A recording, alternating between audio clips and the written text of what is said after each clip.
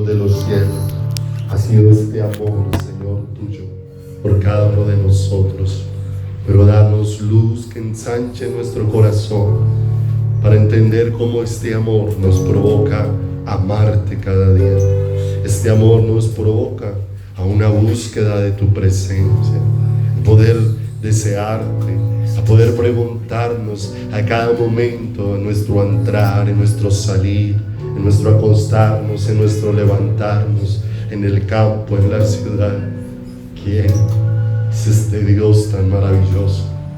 Es este ser tan increíble, este ser tan asombroso, tan maravilloso, que no hace sino mostrarme su amor y rodearme con su gracia y con su misericordia, mostrarme a cada momento un favor que jamás podré merecer, y que lo único que puede producir en mí es una eterna gratitud, Señor, una eterna gratitud ante tanto favor recibido, Señor. Gracias por amarnos y bendecirnos. Gracias por lo que estás haciendo en nosotros, por cautivar nuestro corazón en amor hacia ti, Señor.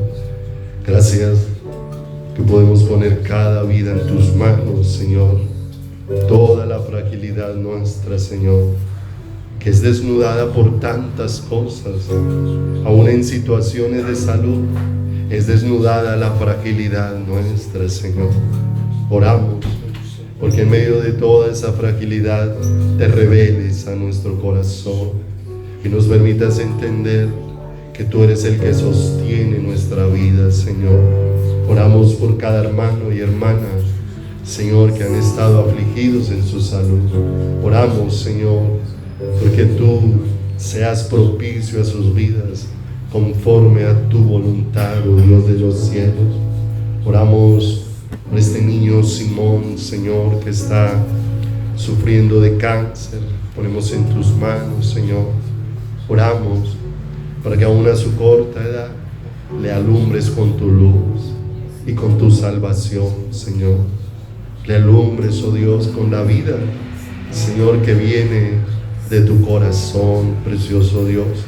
Y aún ponemos el estado de su salud en tus manos, Señor. Para ti nada es imposible, Señor, pero rogamos que se haga en él tu voluntad, que se cumpla por tu gracia maravillosa tu propósito en su vida, Señor. Asimismo, Padre, damos gracias por toda tu fidelidad, y aún nos acercamos esta noche con gratitud para darte de lo recibido de tu mano, con mucho agradecimiento de nuestro corazón, porque, Señor precioso, solamente de lo recibido de tu mano es que podemos darte, porque tú has sido fiel y maravilloso, Señor, y nos has mostrado tu fidelidad.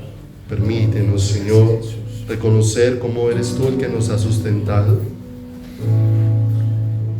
cómo eres tú el que nos ha sostenido, cómo eres tú, bendito Dios, el que, Señor, has guardado nuestras vidas de una manera maravillosa, hermosa, preciosa, Señor. Gracias por cada hora alegre, y gracias porque tú eres el que pones en nosotros ese querer como el hacer por tu buena voluntad, Señor. No un simple cumplir, Señor, con una regla o con una ordenanza, sino poder venir en amor, en alegría, en gozo de tener el privilegio de poderte honrar, Señor. Gracias por bendecirnos aún esta noche. Ponemos en tus manos esta palabra, Señor. Te pedimos que nosotros, que tenemos tanta necesidad de ti, Señor, esta palabra sea propicia a nuestro corazón para guiarnos y enseñarnos en tu camino, Señor. Te damos gracias y te bendecimos de todo nuestro corazón, en el precioso, puro y santo nombre de Jesucristo, nuestro eterno Salvador. Amén y amén, Señor. Amén. Muy buenas noches para todos. Que el Señor sea sobre cada uno de nuestros corazones en esta noche para alumbrarnos con luz el conocimiento de lo que es lo que necesita nuestra vida de una manera permanente. Y esa luz del Señor no solamente está limitada a el tiempo de reunión. Dios nos permite un tiempo como este para meditar, para unirnos, para buscarle, pero la vida de Dios trasciende las cosas de este lugar. Invito a que me acompañe a Primera de Pedro, por favor, capítulo número 2, Primera de Pedro. En el capítulo número 2, en el versículo número 9, una referencia al pueblo de Dios. Pero esta no es una referencia a un simple rótulo que deba tener nuestra vida o a títulos que puedan ser puestos sobre nosotros, porque realmente un título no cambia mayor cosa en nuestras vidas. Realmente lo que cambia nuestras vidas es que esto que vamos a leer sea escrito por Dios mismo en nuestros corazones. Y es lo que Dios desea hacernos entender. Como está escrito, te haré entender y te enseñaré el camino que debes seguir. Y el Señor expresa esto de aquellos que ha elegido como su pueblo. Dice: mas vosotros sois linaje escogido, real sacerdocio, nación santa, pueblo adquirido por Dios.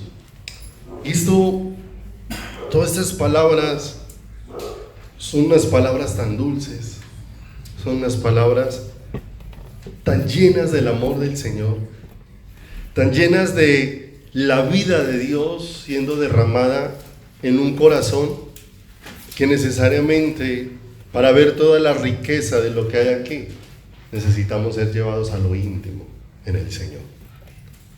Porque en muchas ocasiones he visto que se toma el versículo y se acompaña de alguna imagen, y veía como muchas de las imágenes que acompañaban este versículo era un hombre al lado del versículo con una corona, con un cetro, y es más bien la gente identificando que estas palabras fueran como si el hombre se estuviera haciendo Dios por el lugar que se le ha dado, y no realmente. O sea, yo pensaba en estas palabras que están aquí en este verso 9, y yo podía pensar que si uno pudiera agregarle una imagen a estas palabras para ponérsela ahí al lado, lo único que uno podía agregar es a un hombre postrado ahí delante del Señor, postrado, derretido de que Dios haya decidido hacer algo tan grande en un ser que no lo merecía y que no era digno de tanto. Mas vosotros sois linaje escogido, real sacerdocio, nación santa, pueblo adquirido por Dios. Y este pueblo tiene un propósito. ¿Para qué? Anunciéis las virtudes de aquel que os llamó de las tinieblas a su luz admirable. Vosotros que en otro tiempo no erais pueblo, pero ahora sois pueblo de Dios, que en otro tiempo no habíais alcanzado misericordia, pero ahora habéis alcanzado misericordia. Y en medio de todo este privilegio que Dios nos da, Dios nos permite haber aquí dentro una comisión asignada para nosotros, ¿cierto? Una comisión, una tarea, algo dado por Dios para nuestras vidas, para que anunciemos las virtudes de aquel que nos llamó de las tinieblas a su luz admirable. En Mateo 28, se me acompaña allí, habla de lo que conocemos como la gran comisión,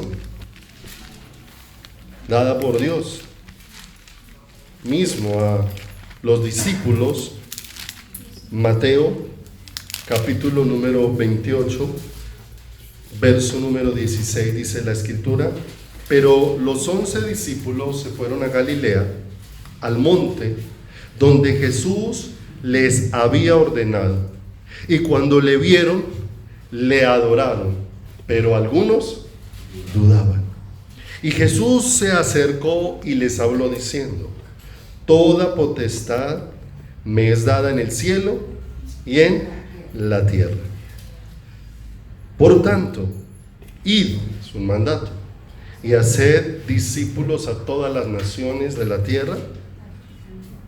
Haced discípulos a todas las naciones, bautizándolos en el nombre del Padre, y del Hijo, y del Espíritu Santo, enseñándoles que guarden todas las cosas que os he mandado, y he aquí, yo estoy con vosotros todos los días hasta el fin del mundo.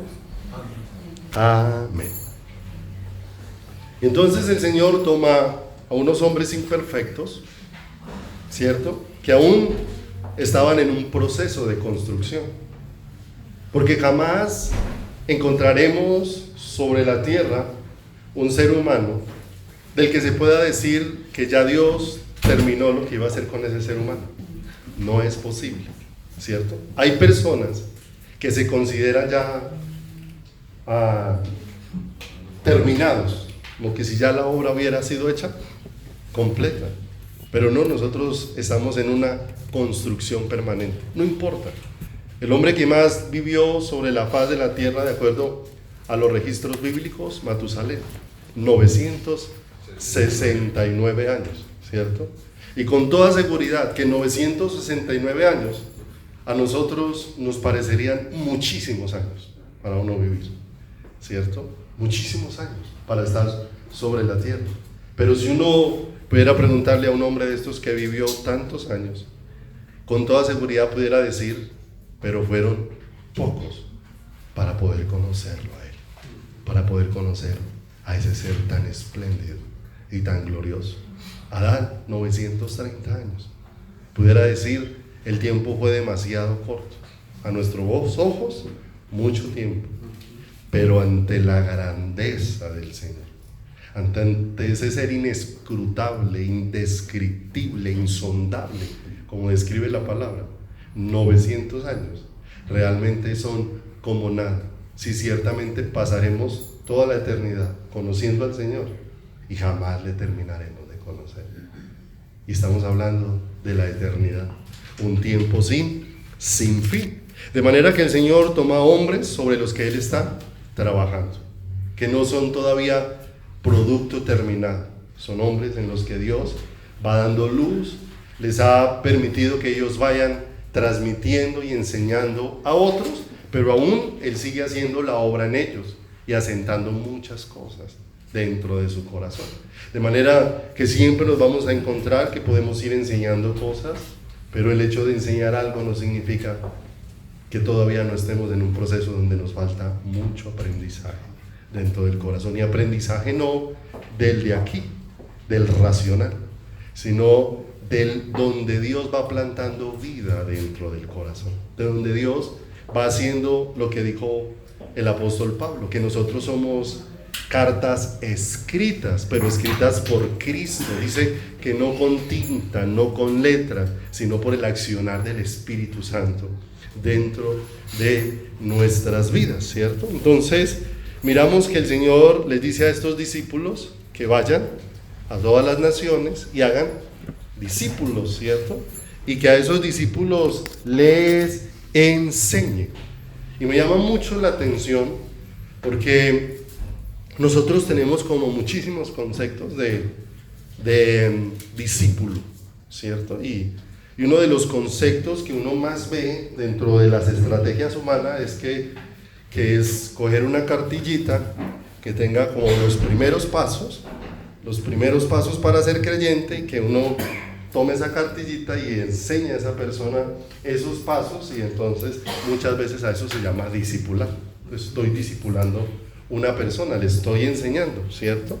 Pero cuando vamos mirando algo, nosotros enseñamos muchas cosas, pero muchas veces no enseñamos lo que realmente Dios estaba transmitiendo cuando dio esta orden de ir a ser discípulos, ¿cierto? Porque ciertamente hoy hay muchos discípulos formados en la escuela teológica de los seres humanos, muchos discípulos formados en el curso bíblico, y no estoy diciendo que no estudie la palabra, no estoy diciendo que no pueda aprender, no estoy diciendo que no cabe y ahonde en la escritura, ¿cierto?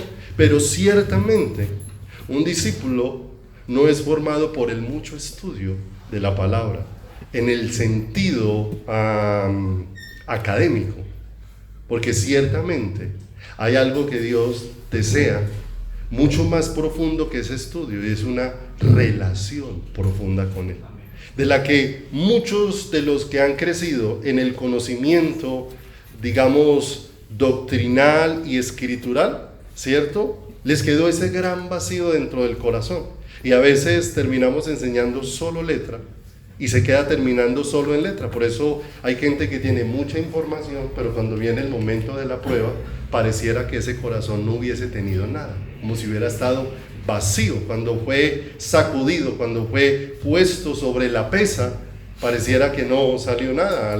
A uno de los nietos de Nabucodonosor, sí, creo que se llamaba Nabuzaradán, algo así, dice que era uno de los que había conocido lo que había acontecido en la casa de su padre, de cómo el Dios de los cielos le había permitido a su abuelo, ¿cierto?, convertirse en una completa bestia, casi en un completo animal, hasta que Dios le dio la gracia de levantar la mirada al cielo y reconocer que Dios puede exaltar al que quiera y humillar al que quiera, ¿cierto?, que Dios es el que pone reyes y quita reyes, que Dios es el que tiene dominio sobre el reino de los hombres. Y este hombre, habiendo escuchado eso que aconteció en su casa, jamás se percató de meditar eso en su corazón. Y dice la escritura que cuando apareció aquella mano escribiendo, ¿cierto?, que los aterró, que decía Tekel, Tekel, Uparsin, Mene, algo así. No recuerdo bien la frase. Tu reino ha sido pesado en balanza y ha sido hallado falto. Se pesó tu vida para ver cuánto había de Dios y se encontró que no había absolutamente ¿qué? Nada. Por tanto, así se te ha dicho que se te va a quitar el reino, y aquel hombre pereció. Cuando fue pesado, ¿qué fue hallado en su corazón? Muchas veces las circunstancias que nosotros vivimos van a ir pesando y van a ir desnudando qué tanto de Dios hay en nuestro corazón, pero no para que entonces nos sintamos que nos falta y nos alejemos de Dios, sino para que eso que Dios va desnudando me lleves a caer de rodillas buscando más del Señor y diciéndole: Señor, necesito más de tu presencia, necesito más de tu ayuda, necesito más de tus fuerzas, necesito más de tu aliento dentro de mi corazón. Hay algo bien especial dentro de esta comisión. El Señor no les dijo que fueran por todas las naciones convirtiendo a la gente, ¿cierto? Porque el ser humano no tiene la capacidad de convertir a nadie. Solamente Dios puede convertir el corazón del ser humano. Pero sí los mandó a que enseñaran, ¿cierto? ¿Y qué era lo que necesariamente ellos tenían que enseñar? Vaya conmigo a Romanos 8:28, por favor. Romanos capítulo número 8, 28, porque es importante que nosotros entendamos principios de Dios en la palabra, porque la forma en que nosotros anunciemos a Cristo está íntimamente ligada a qué es lo que estamos aprendiendo de Él. Si una persona lo que está aprendiendo y viendo es cómo suplir las ambiciones de su corazón, entonces cada vez que hable de Dios va a hablar conforme a las ambiciones ¿de quién? De su corazón. Por allá la palabra de Dios en el Antiguo Testamento habla de cómo los profetas profetizaron mentira, ¿cierto? Cosas que habían en su corazón, porque el Señor muchas veces dejó ver que Él no les había hablado, pero ellos salían hablando en el nombre del Señor. Dice que los sacerdotes ministraron por mano de las mentiras de esos profetas. Pero después, ¿cierto? Porque a veces nosotros nos escudamos en que nosotros somos engañados. Pero no solamente hay responsabilidad en el que está equivocado, sino en quien está oyendo lo equivocado. Porque dice la Escritura, y mi pueblo así lo quiso. O sea, había una responsabilidad. El pueblo vio que eso que le anunciaban le gustaba a los ídolos de su corazón, y por eso corrió tras por eso corrió tras esas mentiras.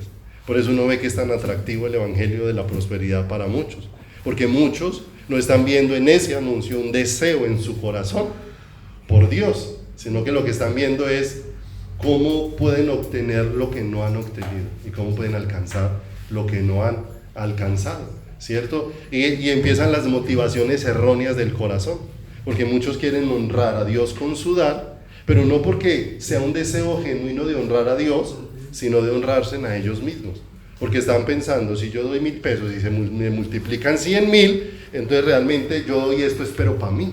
O sea, yo estoy pensando es en mí, estoy pensando es en cómo honrarme a mí, ¿cierto? Entonces eso pesa el corazón de una manera muy tremenda. Entonces todo esto nos va ayudando a entender que la forma en cómo vamos conociendo de Dios, ¿sí?, nos va a llevar mucho a definir cómo vamos a ir nosotros anunciando al Señor. ¿Qué vamos a anunciar de Dios? Conforme lo que nosotros estamos viendo. Romanos 8:28 dice, y sabemos que a los que aman, ¿a quién? A Dios. Todas las cosas les ayudan ¿a qué? A bien, ¿cierto? Entonces mire lo hermoso. Dios permite situaciones de todo índole en nuestro caminar, pero con todas ellas tienen un propósito, ¿cierto? Un propósito. Y ese propósito es, cualquiera sea la situación, llevarme a tener una relación muy profunda con Él. No olvide, nosotros somos los que de manera equivocada pensamos que yo tengo mucha necesidad de Dios cuando tengo problemas, y que mi necesidad de Dios se bajó cuando no los tengo. No, de pronto cuando tengo problemas, tengo como algo más de conciencia de mi necesidad de Dios, porque la misma necesidad está en mi corazón cuando tengo problemas que cuando no los tengo. Es que mi necesidad de Dios no es por cómo están las circunstancias. Esa no es mi necesidad de Dios. Que Dios es bueno y en todas ellas me ayuda. Que ha usado muchas de esas situaciones difíciles para en ellas abrir mi corazón y llevarme a reconocer en mi fragilidad, en mi debilidad, que realmente lo necesito. Pero qué bueno, y roguemos al Señor que lo que nos permita ver en esos momentos críticos, cuando el Señor nos saque de ellos, no se olvide nuestro corazón. Y no se olvide, porque vemos a muchos que en los momentos difíciles invocaron al Señor, se postraron, salieron de los momentos difíciles y se olvidó la gracia y la misericordia de Dios sobre sus vidas y sobre sus corazones. Y sabemos que a los que aman a Dios, todas las cosas les ayudan a bien. Esto es, a los que conforme a su propósito son llamados. Porque a los que antes conoció, también los predestinó para que fuesen hechos conforme a la imagen de ¿quién? Para que Él sea el primogénito entre muchos. Miren lo hermoso. Entonces, el Señor nos deja ver, todo está dispuesto. Es para formar a Cristo ¿en quién? En nosotros. Para establecer la vida de Cristo en nuestros corazones. Vayan entonces conmigo a 2 Corintios, capítulo número 3, versículo número 17. Estudiábamos hace 15 días allí que hay un ministerio que el Señor nos ha dado a todos, ¿cierto? A todos los que han nacido de nuevo, Dios nos ha asignado un ministerio, ¿cierto? Que es el que está allí. Verso 17, porque el Señor es el Espíritu y donde está el Espíritu del Señor, allí hay libertad. Por tanto, ¿quiénes? ¿Quiénes? Todos, mirando a cara descubierta como en un espejo la gloria del Señor, somos transformados de gloria a gloria en la misma ¿qué? ¿En cuál imagen? Ya leímos en 8, 28 y 29 de Romanos que el propósito de Dios es conformarnos a la imagen ¿de quién? De su Hijo. Y el Señor llevarnos a esa relación íntima de buscar su rostro, es para establecer esa imagen ¿en quién? En nosotros, ¿cierto? Y eso es algo que no hace el ser humano, sino que dice aquí que es por la acción del Espíritu del Señor. Verso 4:1, capítulo 4, verso 1. Por lo cual teniendo nosotros este ministerio. ¿Cuál? El de relacionarnos con quién? Con el Señor. El que leímos en los versículos anteriores. El de mirar a cara descubierta, como en un espejo, la gloria de quién? Del Señor. Dice, según la misericordia que hemos recibido, ¿qué? No desmayamos, ¿sí o no? Entonces, vamos a empezar a encontrar algo bien especial. Dice la Escritura, mirando a cara descubierta. Tiene que haber ocurrido un milagro de parte del Señor en el corazón humano para que el ser humano pueda empezar a mirar al Señor. Sin ese milagro, nosotros no podemos ver al Señor. Por eso la Escritura, cuando habla de la expresión de nacer de lo alto, que comúnmente la conocemos como el nuevo nacimiento, esa expresión nos deja ver que es algo que proviene de Dios, que no se da en el momento en que el ser humano quiera, sino que es un momento de Dios especial en la vida de un ser humano. Por eso es imposible decir cuándo fue el momento exacto en que una persona nació de nuevo. Es imposible. Allí en Juan dice que sabemos de dónde, que el viento sopla, de a dónde viene y a dónde va, pero ¿podemos tener control de él? No podemos tener un control de él. O sea, así es todo el que es nacido del Espíritu, es un momento de Dios. Lo que sí es cierto es que se van a empezar a ver las evidencias de ese momento de Dios en esa vida, en ese corazón. Va a ir trayendo a flote eso. Entonces, necesariamente este ministerio de buscar el rostro de Dios, de buscar la presencia de Dios, es algo que le ha sido dado a todos, pero a todos aquellos sobre los que ha venido ese toque sobrenatural de parte de Dios. Devuélvase un poquito allá, ahí en 2 de Corintios, por favor, en el capítulo número 3, versículo número 16. Porque leíamos que mirando todos a cara descubierta como en un espejo la gloria del Señor. Ahora, ¿cómo tener la cara descubierta? Y en 2 de Corintios, ahí en el capítulo número 3, en el versículo número 16, dice, pero cuando se conviertan al Señor, el velo que se quitará, ¿cierto? O sea, se quitará lo que no nos deja ver. Entonces, había un velo que nos impedía buscar al Señor. Si ese velo es quitado porque Cristo vino, porque dice que ese velo es quitado por el Señor Jesucristo, verso 14.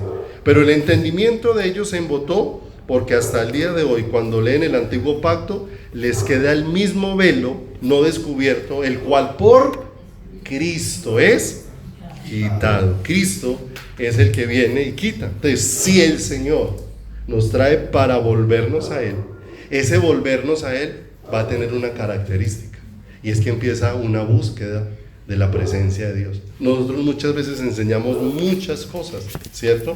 Y como nos gusta mucho todo lo que sean manuales, ¿cierto? Todo lo que sean manuales nos gusta mucho. Nos gusta 5 pasos para ser buen marido, 5 pasos para ser buen papá, 5 pasos para ser buen hijo, 5 pasos de cómo bañarse. Todo nos gusta en 5 pasos. Entonces me gusta como coger todo como una regla. Y si usted mira que si así fueran las relaciones personales que usted tiene con las personas, se volverían las relaciones más aburridas y más frías y más distantes, porque todo sería mecánico, simplemente estaría basado en obedecer la regla y el paso establecido, pero no en algo que estuviera aconteciendo dentro del corazón. Siempre he expresado que una tarea imposible para el ser humano es hacer que un ser humano se enamore de otro, ¿cierto? Si a uno le asignaran, y lo he colocado muchas veces como ejemplo, si a usted le asignaran hacer enamorar a una persona de otra, eso es una tarea imposible. De la misma manera que va a ser imposible, si no es Dios mismo el que lo hace, ¿cierto?, que usted se enamore del Señor. solamente lo puede hacer Dios. Para cualquiera que anuncie la palabra, es imposible hacer eso en el corazón de otro. Solamente es la tarea. Por eso dice acá que nuestra tarea no es convertir a la gente, pero al que Dios le va quitando el velo, es que hay que enseñarle algo, ¿cierto? Y es que tiene un llamado especial a relacionarse con Dios, a tener una relación íntima con Dios. Y cuando hablamos de una relación íntima con Dios, necesitamos pedirle a Dios que nos ayude a sacarla de los parámetros humanos, porque nosotros siempre pensamos una relación íntima con Dios, lo pensamos es en espacios particulares y lo reducimos muchas veces a eso. Entonces uno piensa, relación íntima con Dios igual a oración. Entonces uno piensa que si yo oro un espacio del día, ese fue el único momento de tener intimidad con Dios. Entonces lo reduzco a eso, reduzco la intimidad solamente a un momento. Parte de la intimidad es la oración, pero no es toda no es toda la intimidad. Para que yo no termine colocando mi confianza en el lugar equivocado o en las cosas equivocadas, ¿cierto? Porque yo termino poniendo mi confianza es en lo que hago, ¿cierto? Entonces hay personas que ponen su confianza es en la oración, y Dios jamás nos mandó a poner la confianza en la oración. Y cuando uno lo lee de primerazo parece como antibíblico, como si se estuviera diciendo algo incorrecto, como que si Dios me mandó a orar, dice que orando en todo tiempo, con toda oración y súplica en el Espíritu y velando en ello con toda perseverancia, como que si me envió a orar, yo no debo confiar en la oración. Exactamente. ¿Por qué? Porque es que una cosa es la actividad de orar y otra cosa es que la confianza tiene que estar puesta no en lo que yo hago, que es la oración, sino en aquel a quien estoy orando. Porque entonces terminó haciendo lo que hizo el fariseo. ¿Qué hizo el fariseo? El fariseo tenía puesta su confianza en la oración. Él se paró y dijo, yo oro, yo ayuno. Entonces él estaba confiado era en lo que él hacía y él consideraba que eso era lo que lo justificaba delante de ¿quién? Delante del Señor. A nosotros nos gusta atribuirle como rasgos sobrenaturales a muchas cosas y a veces terminamos desenfocándonos cuando no lo tenemos claro, ¿cierto? Dios nos permite momentos de cántico para Él y son momentos muy especiales dentro de nuestro caminar, pero sí alabo.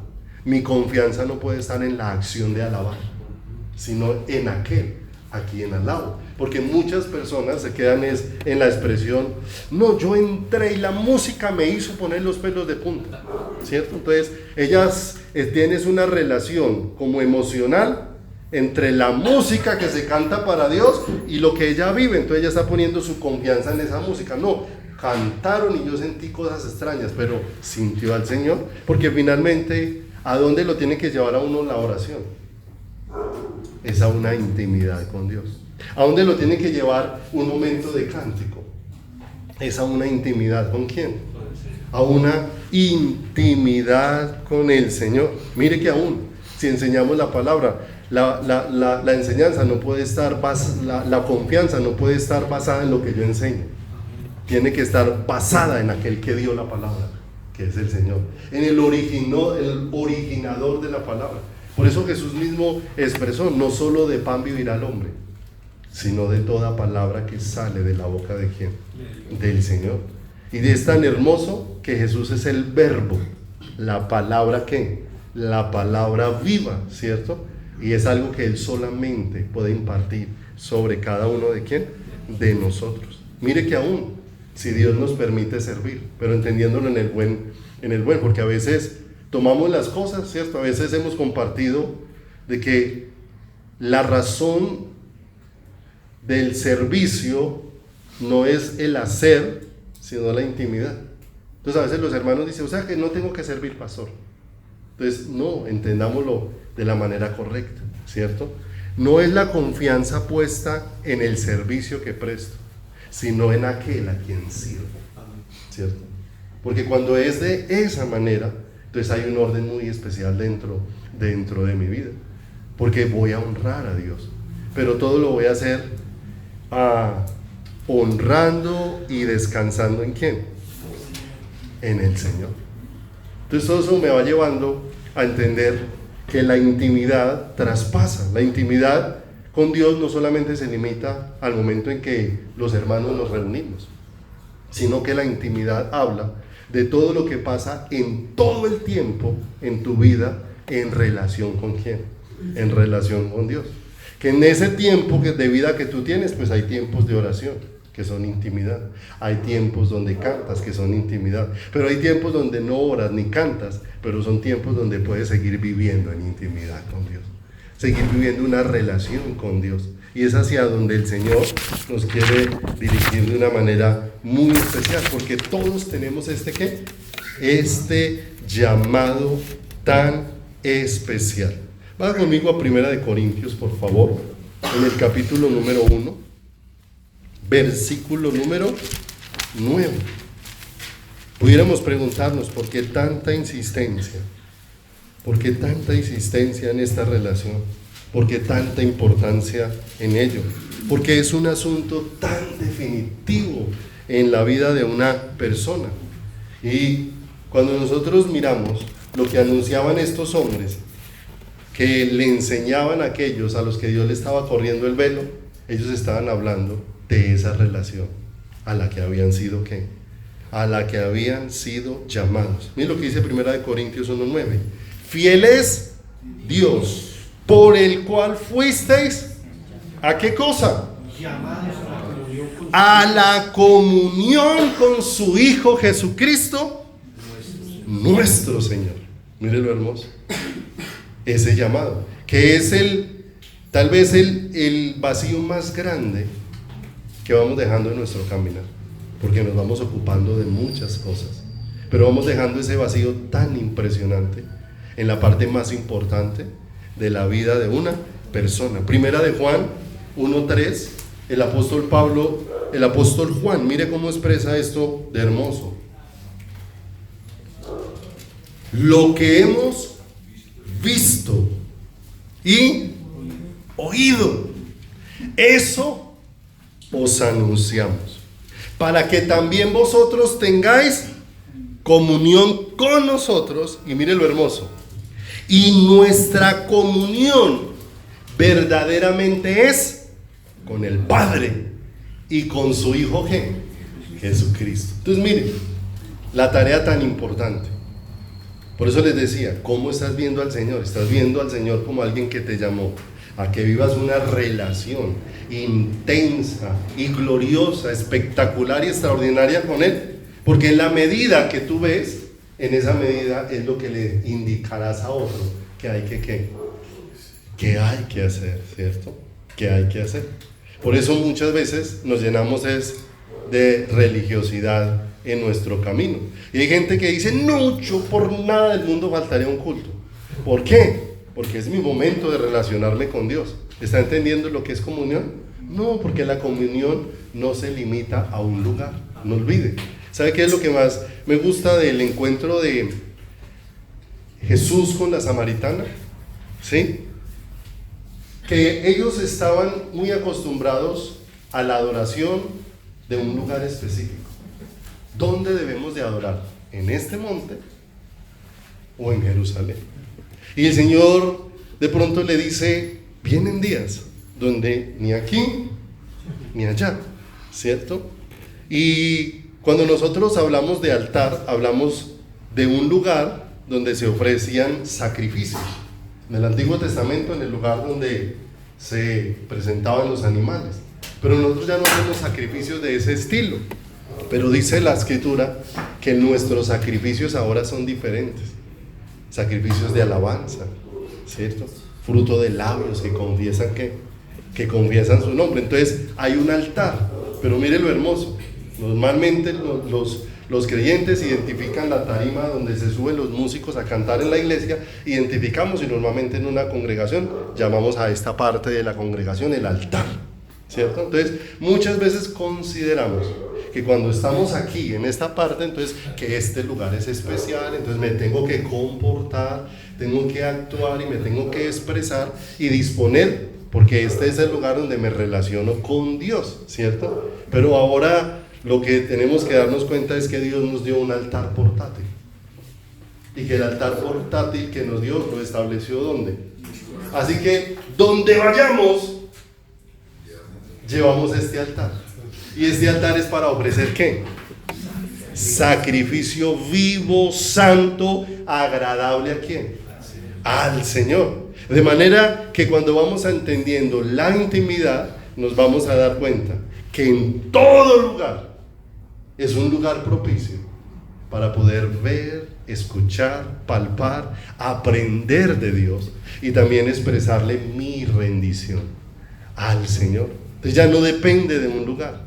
Ya ahora mi vida es un altar ¿para quién? Para el Señor, donde quiera que esté. Estamos esa la expectativa, ¿cierto? Ya sales y miras al cielo y empiezas a preguntarte en ese cielo, quiero ver más de Dios. Señor, tú tan hermoso, ¿qué haces esto tan extraordinario? Ahora poquito veía un programa, porque en los polos hay unas partes donde se dan una cosa que se llama, creo que se llama la aurora boreal, ¿cierto? Que es donde empieza a salir como destellos de colores, ¿cierto? Yo le pregunto, usted está allá en ese escenario, si uno viéndolo en un programa de televisión, lo que grabaron, y no solamente eso, sino que en esos lugares es donde se ve ese cúmulo de estrellas tan impresionante que existe, ¿cierto? Usted en ese escenario, cuando está intimando con Dios y está relacionándose con Dios, en ese escenario, lo único que usted tiene es que preguntarse, ¿cómo es Dios de grande? ¿Cómo es Dios de extraordinario? ¿Cómo es Dios de majestuoso? Todo su caminar está en pos de ¿quién? Está en pos del Señor, está en pos de Dios, ¿cierto? Entonces, cuando una persona está satisfecha, buscará muy poco de ¿quién? Del Señor. Y lo limitará a eso, ¿cierto? Nos gusta. Por eso hay personas que uno dice, Dios está obrando, pero está haciendo un proceso de enseñarles una relación con Él. Porque hay personas que dicen, ya le cumplí al Señor, yo esta mañana me levanté y oré y pues ya le cumplí al Señor. Como quien dice, pues si al Señor hay que orarle, ya le oré esta mañana y ya me desocupé de ¿quién? De eso, ¿cierto? Alguna vez les compartía que en algunas veces que se hizo reunión un domingo en la mañana y en la tarde, se invitaba a los hermanos a venir en la tarde y los hermanos respondían, pastor, pero ¿y si yo ya vine por la mañana? ¿Cierto? Entonces, no es porque estén obligados a venir en la tarde, sino que a veces la concepción que nosotros tenemos es que yo ya le cumplo un horario al Señor y como que ya quede desocupado, como cuando usted trabaja en una empresa, que usted va y cumple el horario y ya sintió que cumplió y que salió. Y ese no es el tipo de relación que Dios quiere establecer ¿con quién? Con cada uno de nosotros. Los satisfechos no necesitan esa relación de intimidad.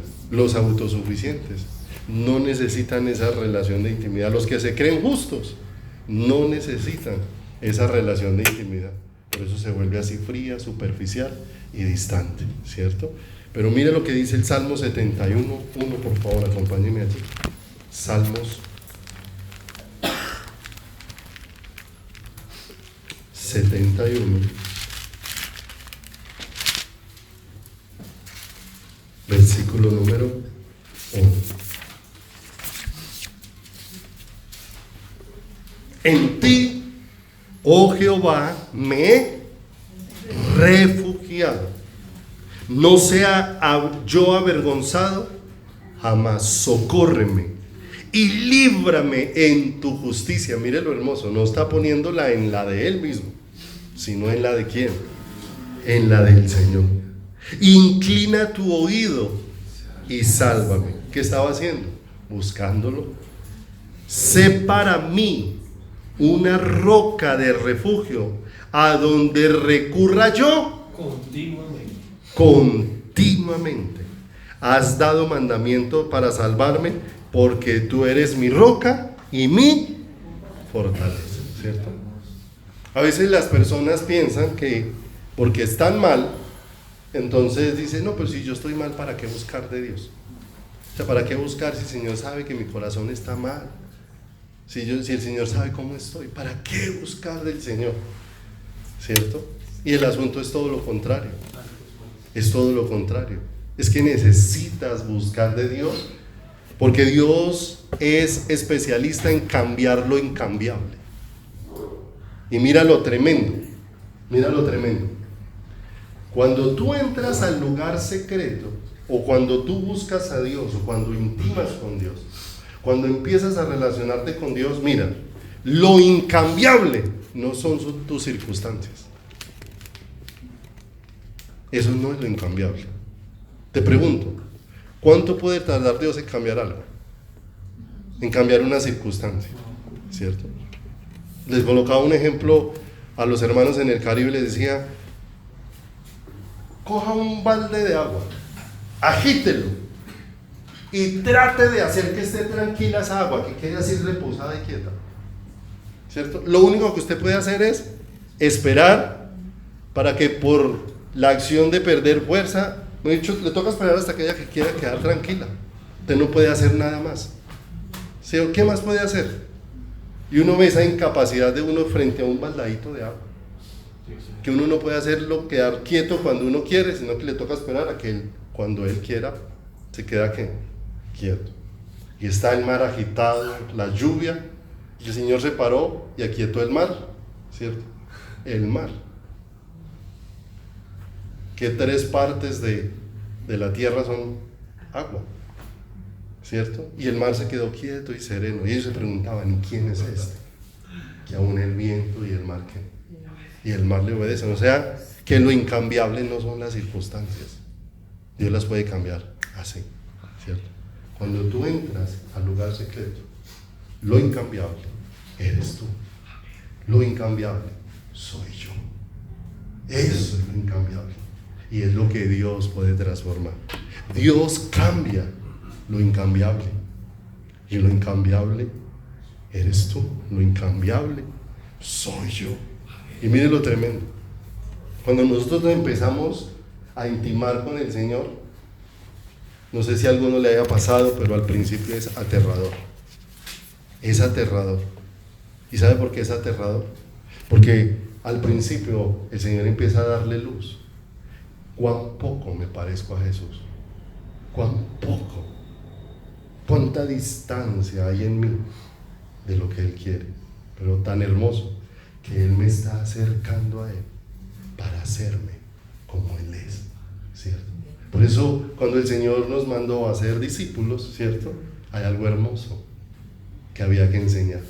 La parte más importante de hacer discípulos es enseñar esa vida de intimidad, porque allí es donde esa persona va a ser ¿qué? Cambiada. Allí es donde esa persona va a ser ¿qué? Transformada, ¿sí? ¿Qué expresó Jacob?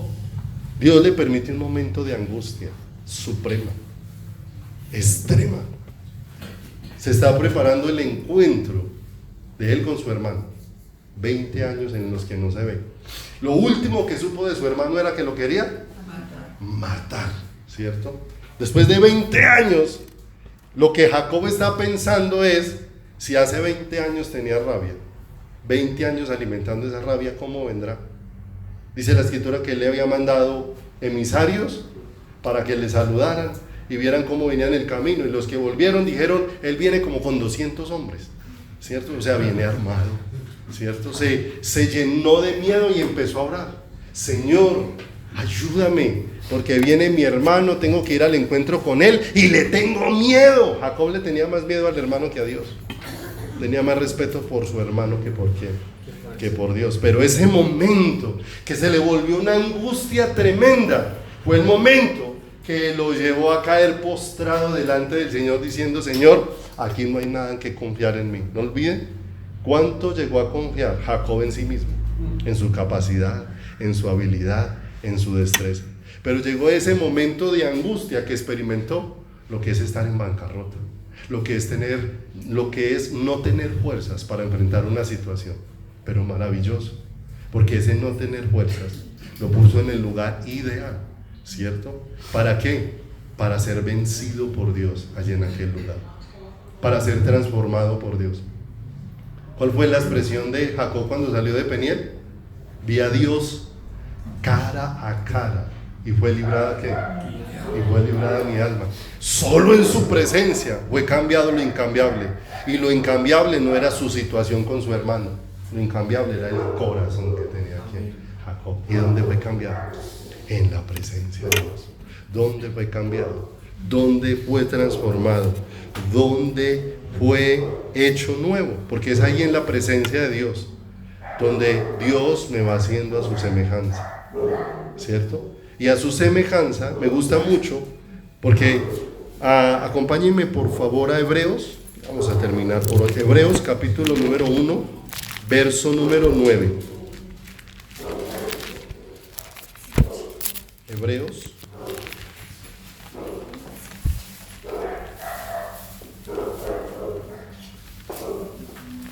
capítulo número 1, versículo número 9.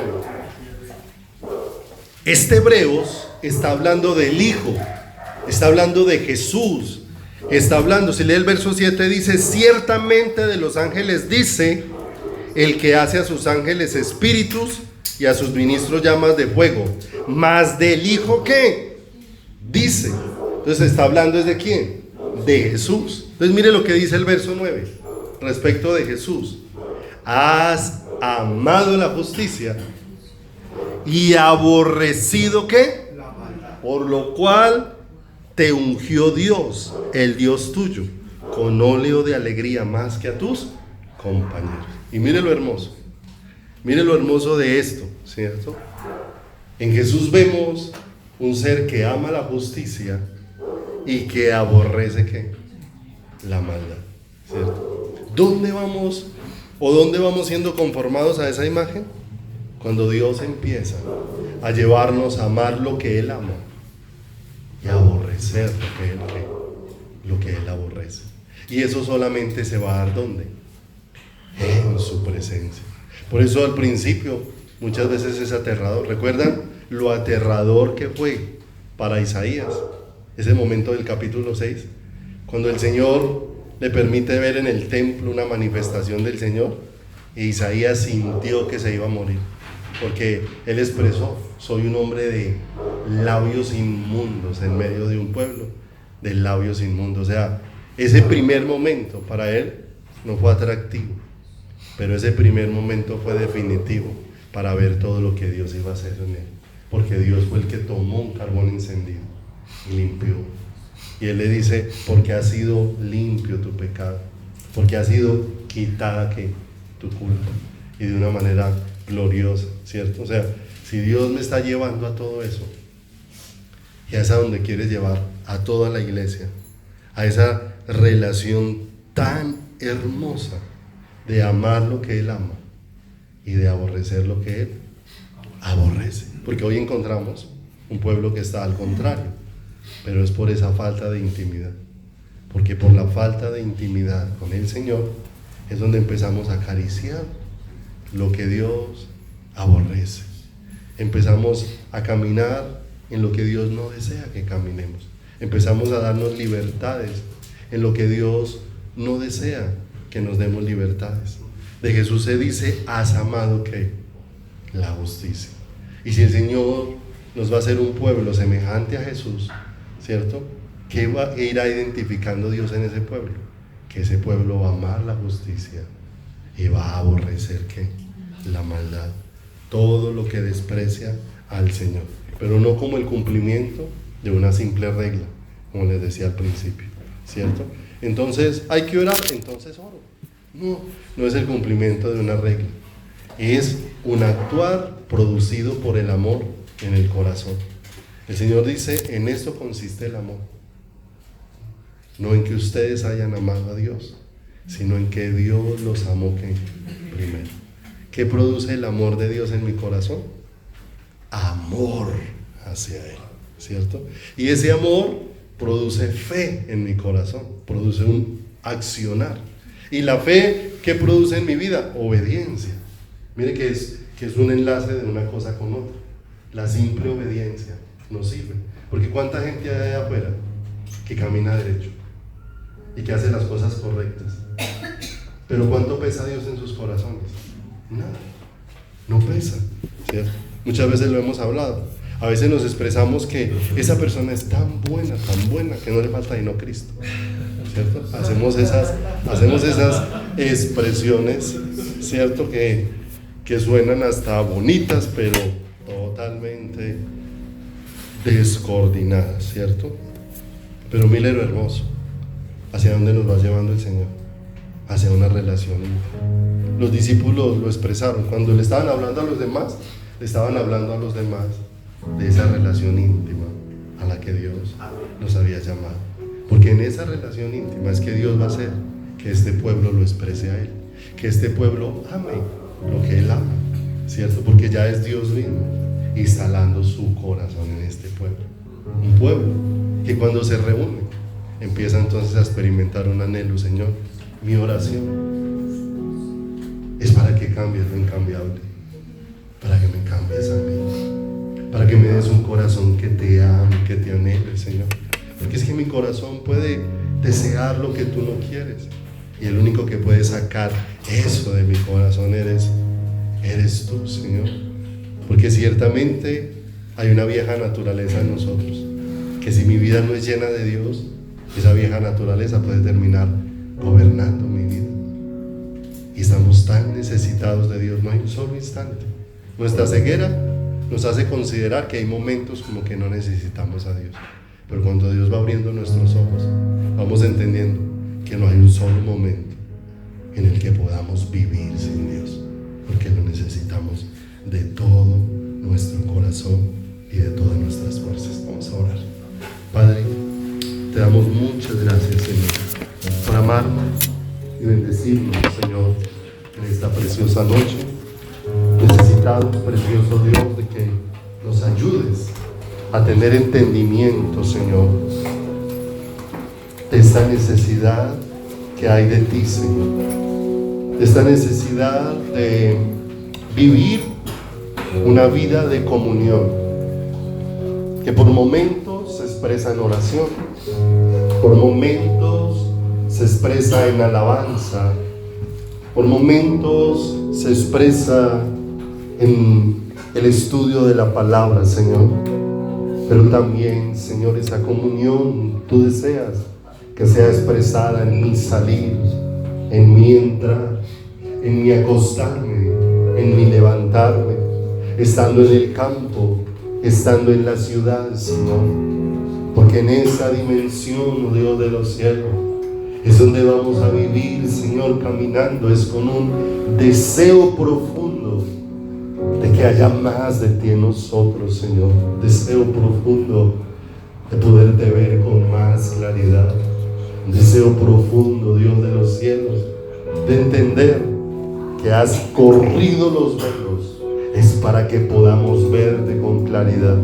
Que aquel velo que le separaba el lugar santísimo fue roto, para que todos podamos acceder, Señor amado. Tú no estás esperando, Dios, que me vuelva dependiente de otro ser humano que me guíe a tu presencia. Tú, Señor, has abierto un camino para que cada uno de nosotros corramos a tu presencia. Por eso nos has dado un ministerio a todos, vosotros todos, a cara descubierta. Señor, tú has quitado el velo, Señor, que no nos dejaba mirar, Señor, con tanta claridad, pero has quitado este velo es para mirarte a ti, Señor. Ayúdame a entender, Señor amado, que la mayor bendición que mi vida puede recibir es que tú hagas resplandecer tu rostro sobre mí, Señor. Es que tú te hagas más claro para mi corazón. Es que me hagas, Señor, un ser sensible a tu presencia. Que me des la gracia de palparte con cada vez con más claridad, Señor. De poder salir, Señor, poder ver todas esas expresiones y todas esas manifestaciones de tu amor, Señor, que no solamente están limitadas a un momento de oración, sino tantos momentos y escenarios que tú has preparado durante el día para, Señor, relacionarte conmigo, para buscarme, para llamar mi atención, Señor. Como decía aquella canción, Señor, me dice que me ama cuando escucho llover, me dice que me ama con un atardecer, Me dice que me ama con el canto de las aves. Me dice que me ama con, Señor, una noche estrellada.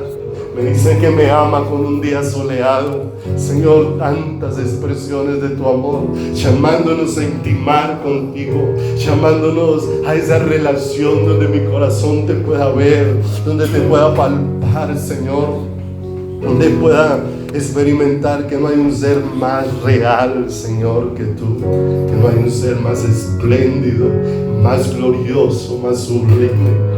Y que, Señor, no hay un privilegio más alto, Señor, poder, Señor, anunciar a otros, Señor, este privilegio de tener una relación así contigo, Señor. Una relación que va más allá de las reglas, que va más allá de las ceremonias, que va más allá, oh Dios de los cielos, Señor, de los hábitos o de las costumbres, Señor. Una relación corazón a corazón. Este corazón cada día, Señor, quiere conocerte más, quiere saber más de ti, quiere tener más luz de quién eres tú. Ese corazón que clama, oh Dios de los cielos, haz resplandecer tu rostro sobre nosotros, haz brillar tu luz sobre nuestro corazón, para que en tu presencia lo incambiable que soy yo sea cambiado por tu poder, sea cambiado por tu gracia, para que cada día, Señor, nos hagas un pueblo que ame la justicia y aborrezca la maldad en su corazón, que ame lo que tú ames y aborrezca lo que tú aborreces, Señor. Y hagas de nosotros un pueblo que te ame con intensidad, no un pueblo frío, apagado, distante, sino un pueblo encendido con fuego de lo alto, un pueblo ardiendo en su corazón, Señor. Un pueblo, Señor, que se estremece al experimentar como a cada segundo tú le amas, Señor, y se sientes atraído de correr a tus brazos, como aquella sulamita desesperada en su corazón diciendo: ¿dónde está el que me ama? ¿Dónde está el que ama mi alma? Si le habéis visto, dime dónde está, dónde se ha ido, dónde está. Señor, que así sea el anhelo de nuestro corazón, mirarte a cada momento, desearte y anhelarte, precioso Dios. Padre, gracias por este llamado tan excelso que nos has hecho a buscar tu rostro y a mirarte a cara descubierta, Señor, para ser transformados por la acción de tu Espíritu en la misma imagen y en la misma semejanza tuya. Señor, gracias por bendecirnos en esta noche y por regalarnos, Señor, tu consejo y tu dirección. En tus manos preciosas quedamos muy agradecidos con tu amor y tu fidelidad extraordinarias. Gracias, Señor. Llena de tu presencia el corazón de cada uno de mis hermanos y danos luz para vivir esa intimidad gloriosa contigo. Gracias en el santísimo y glorioso